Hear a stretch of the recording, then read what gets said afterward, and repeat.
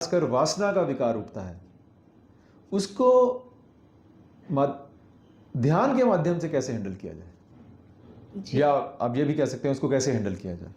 जी देखिए, ये तो मेरा खुद का अनुभव रहा है, क्योंकि हम 2013 से लगातार दिल्ली में काम कर रहे हैं और हमारे पास सबसे ज़्यादा यही सवाल आया है कि जब भी वासना का वेग उठता है तो क्या करें? तो आज इसीलिए हम इस पर वीडियो बना रहे हैं। क्योंकि देखो, जब वासना का वेग उठा, क्या होता है? सेंसेशंस यानी संवेदनाएं बहुत बढ़ जाती हैं। रिप्रोडक्टिव ऑर्गन्स पर बहुत ज्यादा बढ़ जाएंगी। रिप्रोडक्टिव ऑर्गन्स के आसपास जो भी बॉडी पार्ट्स हैं, जैसे थाइज हैं, हिप्स हैं, बैक है, वहां पर सेंसेशंस बहुत बढ़ जाती हैं और वो सेंसेशंस इतनी बढ़ जाती हैं कि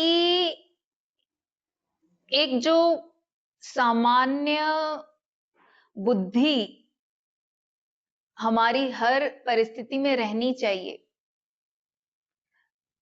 जो सामान्य निर्णय शक्ति रहनी चाहिए, वह नहीं रह पाती।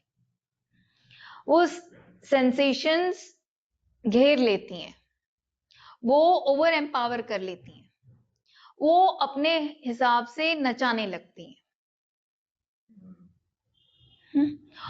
और जो सवाल आता है उसमें ज्यादातर लोग कहते हैं कि अब उसमें फिर हम बह जाते हैं, हम जो भी कुछ करते हैं, पर बाद में हमें गिल्ट आता है कि हम उन संवेदनाओं में क्यों बह गए, वासना के भाव में क्यों बह गए, हम अपने आप को रोक क्यों नहीं पाते, हम अपने आप को कैसे रोकें? तो देखिए, सबसे पहले तो हमें लगता है कि ये जो वासना है ना, ये प्रकृति ने हम में डाली है, ये प्राकृतिक है। तो सबसे पहले तो मैं आपकी इस गलत फहमी पर प्रहार करना चाहती हूँ, क्योंकि देखिए, प्रकृति ने तो फिर ये वासना समस्त जीव जंतुओं में डाली है, पेड़ पौधों में भी डाली है। पर पेड़ पौधों का, जीव जंतुओं का एक मीटिंग टाइम होता है, वह अपने मीटिंग टाइम पर मीटिंग करते हैं। पर वही जो मनुष्य है वो तो ऐसा नहीं करता।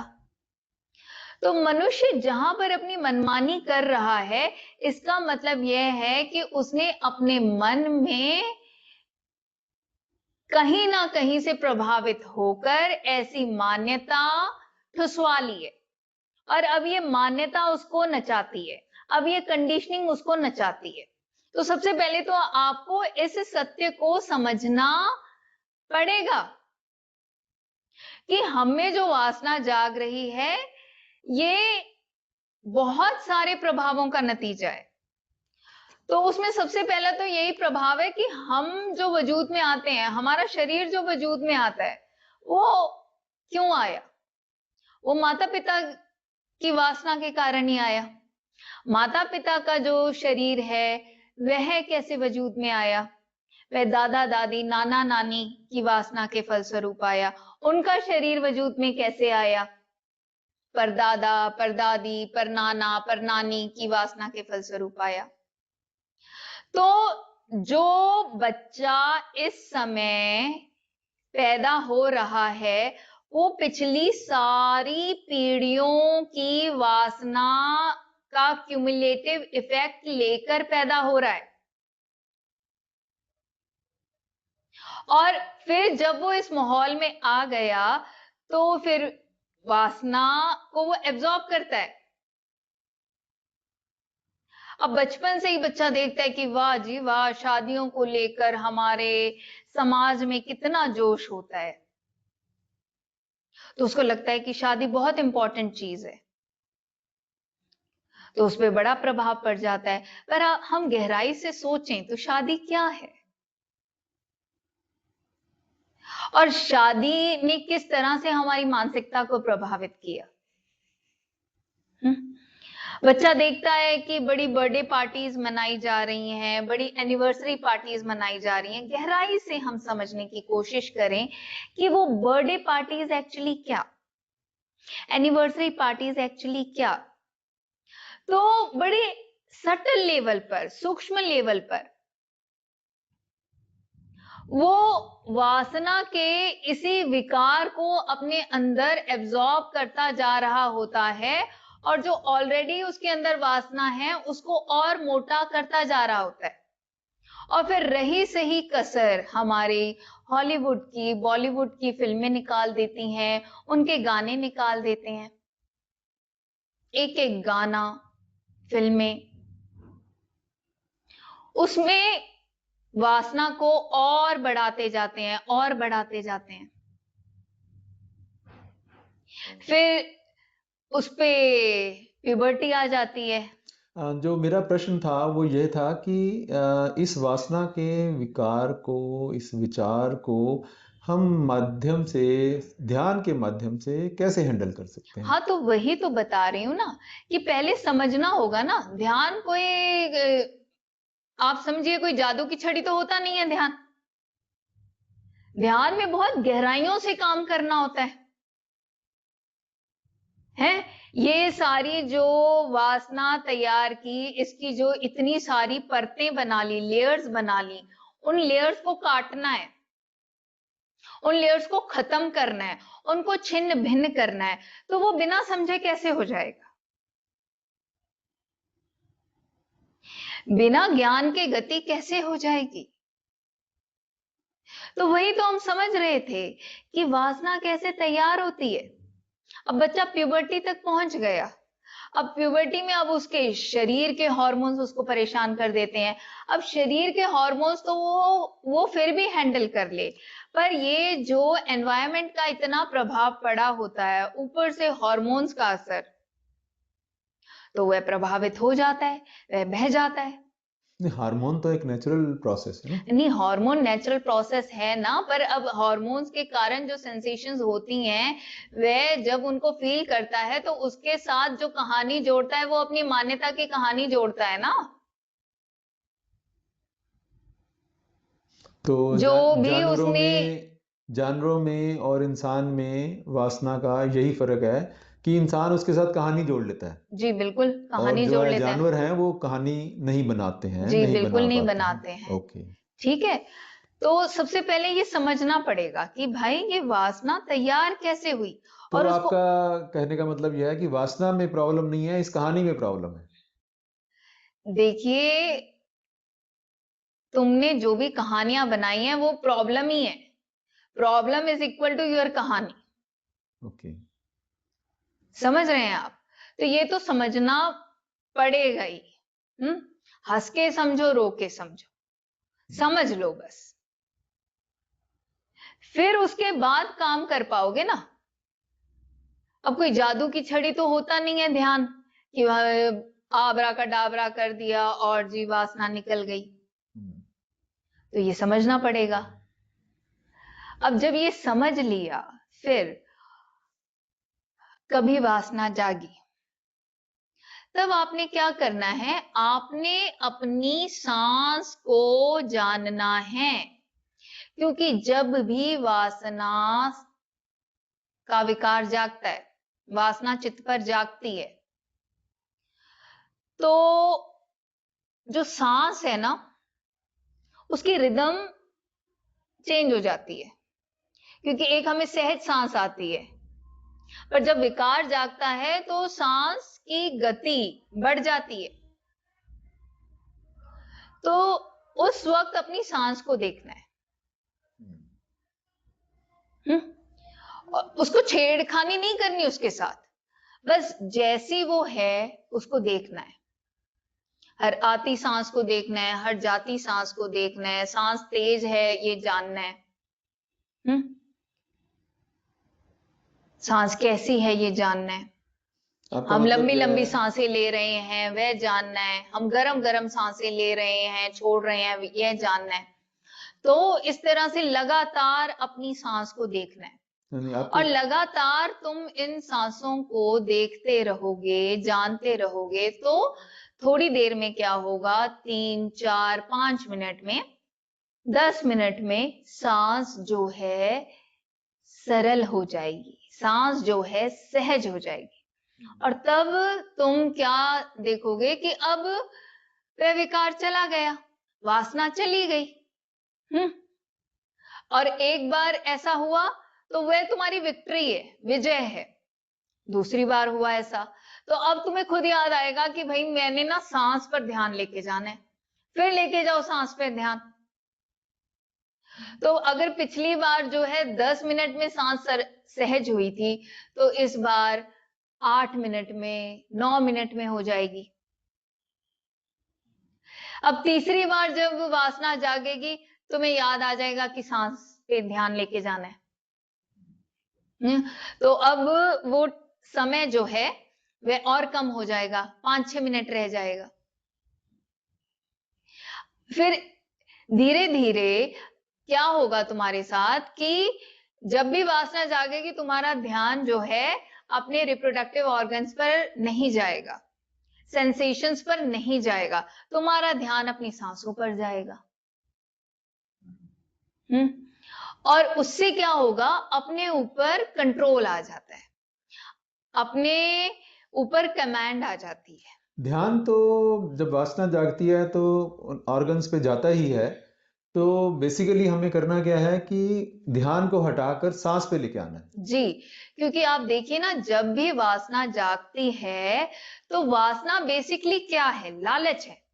हमारी जो वासना है ना मनुष्यों की, वो लालच है कि मेरे को ये चाहिए। हम्म।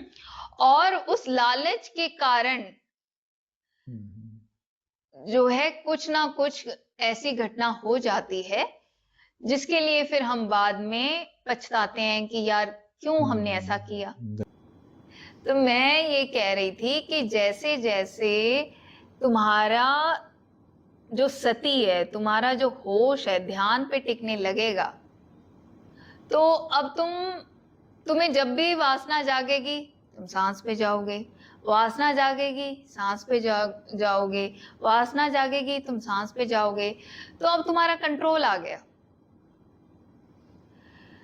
और जब तुम्हारा कंट्रोल आ गया तो अब तुम इतने महारथी हो जाते हो, इतने बलवान हो जाते हो कि अब कभी वासना जागे तो तुम उन सेंसेशंस की सच्चाई देख सकते हो जो पहले नहीं देख पाते थे। तो अब जब वो सेंसेशंस जागेंगी प्राइवेट पार्ट्स में, थाइज में, हिप्स में, हाँ, तो क्या होगा कि तुम उन सेंसेशंस को ऑब्जर्व करोगे, तुम देखोगे कि अरे ये तो पैदा होती हैं नष्ट हो जाती हैं, पैदा होती हैं नष्ट हो जाती हैं, और मैंने क्या क्या कहानियां जोड़ रखी हैं इनके साथ।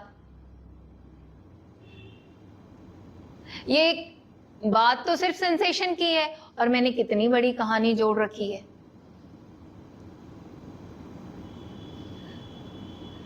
तो फिर इस तरह से कुदरत के सारे रहस्य प्रकट होने लगते हैं और इस तरह से हमारी मान्यताओं के जो सच हैं वो प्रकट होने लगते हैं।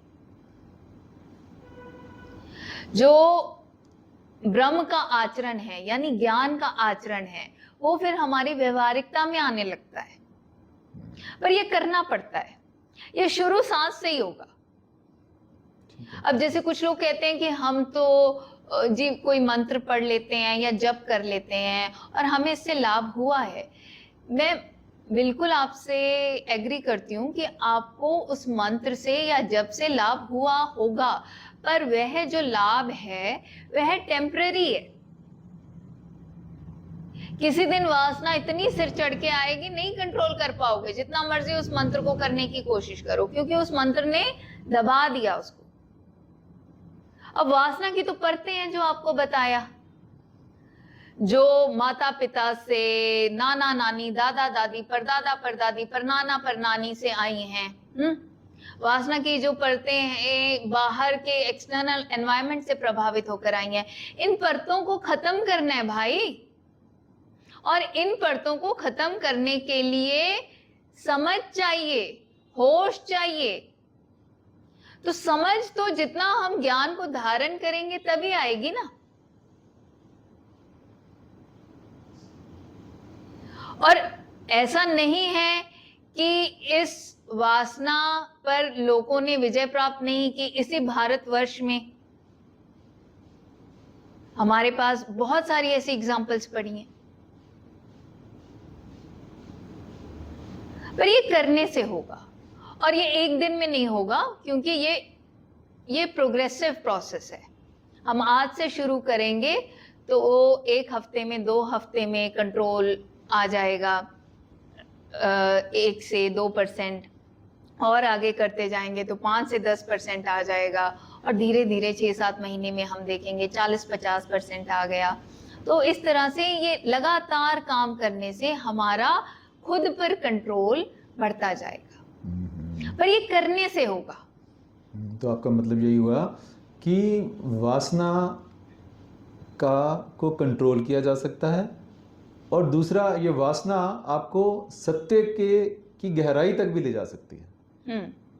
देखिए, मैंने ये नहीं कहा कि वासना को कंट्रोल किया जा सकता है, मैं तो ये कह रही हूँ वासना को खत्म किया जा सकता है। ओके, तो मैं अपने शब्दों को चेंज करता हूँ कि वासना को खत्म किया जा सकता है और सत्य की गहराइयों तक भी पहुंचा जा सकता है इसी बिल्कुल बिल्कुल। वासना की वो सेंसेशंस हमें बिल्कुल सत्य तक लेके जा सकती हैं अगर हम उनको ईमानदारी से देखेंगे।